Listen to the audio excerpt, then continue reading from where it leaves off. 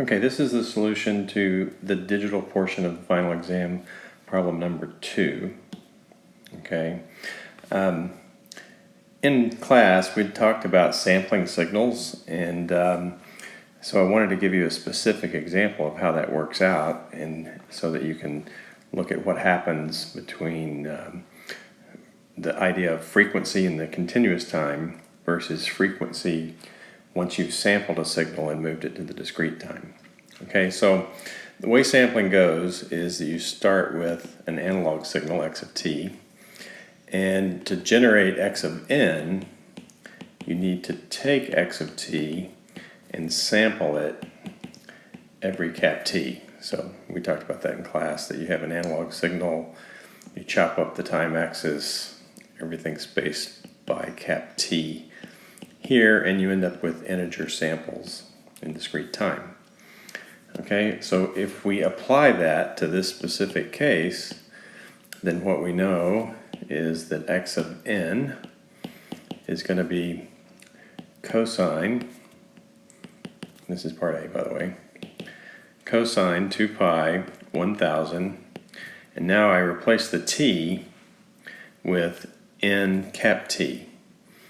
Alright, so n cap t is right here, but then cap t is just 1 over fs. And fs in this problem was given to be 8,000. Okay, so we do a little bit of arithmetic, and we see that this becomes cosine of pi over 4 n. Alright, so we know about frequencies of cosine, so in the digital domain, the frequency here, omega naught, is going to be pi over 4.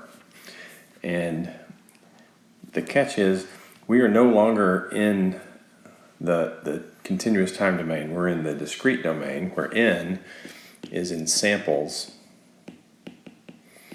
Okay, so frequency is always radians per something. Okay, in the continuous world, it's radians per second. But now in the discrete world, this is in radians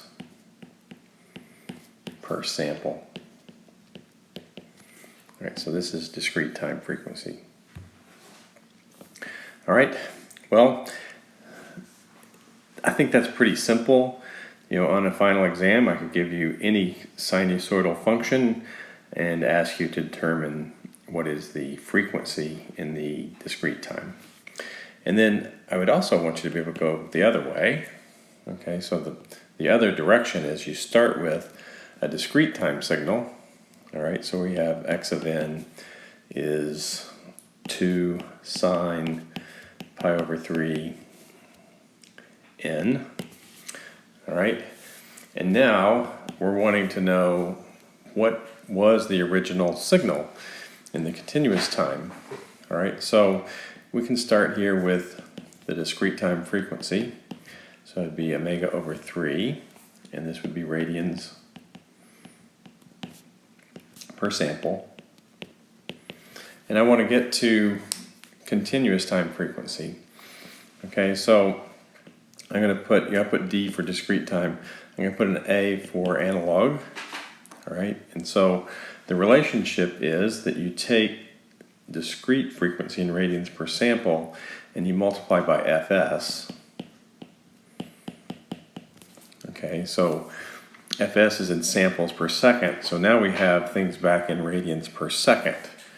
Okay, and so in this case, fs was 12,000, so I have pi over 3 radians per sample, and then 12,000 samples per second. Okay, and so what I see is I get back in the analog world 4,000 pi radians per second. And I asked you for the answer in hertz, and so we just need to divide by 2 pi. And this gets this into hertz, which is cycles per second. there's 2 pi radians in one cycle. So this turns out to be 2000 hertz. All right, so that's going the other direction. Okay, so I can change the numbers. I'd expect you to be able to go back and forth